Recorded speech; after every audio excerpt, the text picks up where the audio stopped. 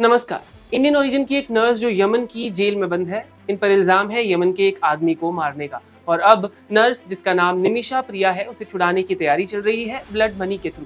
तो क्या है ये ब्लड मनी और क्या है ये पूरा मामला, आइए समझते हैं इस वीडियो में। इसको समझने के लिए हमें कहानी को शुरुआत से जानना होगा।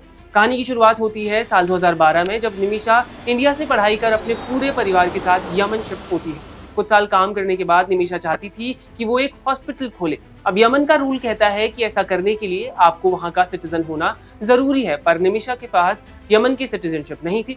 ऐसे में कहानी में एंट्री होती है तलाल अब्दो मेहदी नाम के एक आदमी की। मेहदी निमिषा की हेल्प करता है, उसके साथ निमिषा की शादी के फेक डॉक्यूमेंट्स बनाकर, और इस तरह मिलती है केरल की एक नर्स निमिषा को यमन की सिटीजनशिप।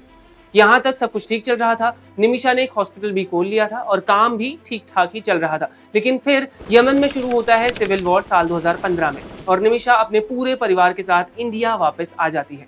बाद में जब सिचुएशन ठीक होने लगती है तो वो अकेले ही यमन निकल जाती है अपने हॉस्पिटल को संभालने के लिए।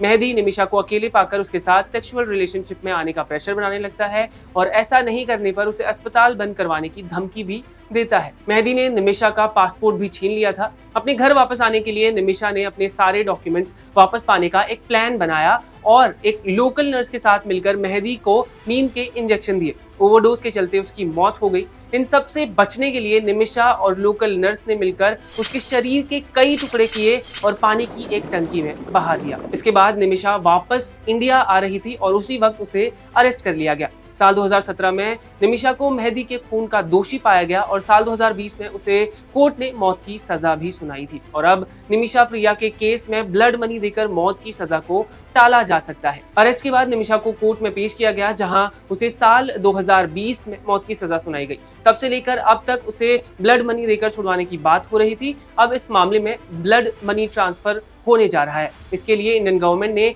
रिहाई के लिए मनी ट्रांसफर को मंजूरी दे दी है। इंडियन एम्बेसी के थ्रू $40,000 रिलेटेड लोगों को भेजे जाएंगे। तो अब सवाल उठता है कि ये ब्लड मनी आखिर क्या है। इस्लामिक कानून के अकॉर्डिंग विक्टिम या उसकी फैमिली डिसाइड कर सकती है कि क्रिमिनल को क्या सजा दी जाए। मर्डर के मामले में भी यही नियम है। यमन में वैसे तो मर्डर के दोषी को मौत की सजा मिलती है, लेकिन पीड़ित परिवार के पास ये हक होता है कि वो हत्यारे से पैसे लेकर उसे माफ कर सके, और इसे ही ब्लड मनी कहा जाता है। इस्लाम के जानकार बताते हैं कि ये तरीका माफ करने के साथ साथ विक्टिम को भी सपोर्ट करता है। कैसी लगी आपको ये जानकारी, हमें कमेंट करके जरूर बताएं। ऐसी ही वीडियोस के लिए देखते रहिए क्लिक इंडिया। धन्यवाद।